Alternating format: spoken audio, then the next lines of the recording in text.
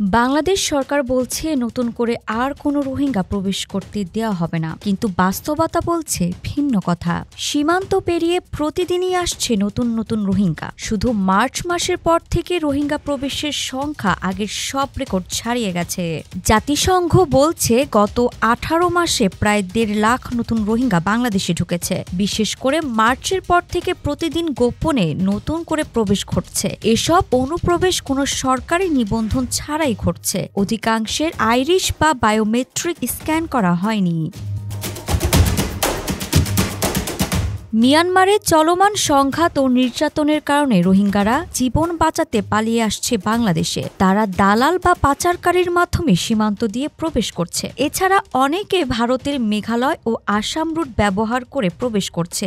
এ বিষয়ে সরকার বলছে নতুন করে কাউকে প্রবেশের অনুমতি দেওয়া হয়নি, কিন্তু নতুন রোহিঙ্গারা ক্যাম্পে ঢুকে পড়েছে সরকারি নজরদারি ছাড়াই। স্থানীয় প্রশাসনও জানে না প্রতিদিন ঠিক কতজন রোহিঙ্গা বাংলাদেশে ঢুকছে।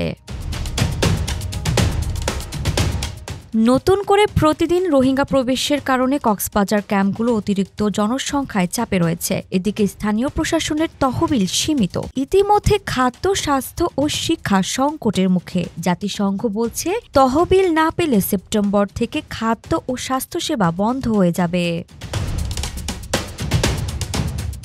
মার্চ মাসের পর রেকর্ড সংখ্যক রোহিঙ্গার বাংলাদেশে অনুপ্রবেশ সরকার চালিত নিয়ম ও রেকর্ড বিভাগের অজান্তে ঘটেছে। এ নিয়ে এখন প্রশাসনিক কূটনৈতিকভাবে চাপ বেড়েছে। সেক্ষেত্রে খুব দ্রুত সীমান্ত নিরাপত্তা, নিবন্ধন প্রক্রিয়া ও আন্তর্জাতিক সহযোগিতাকে জোরদার করা উচিত।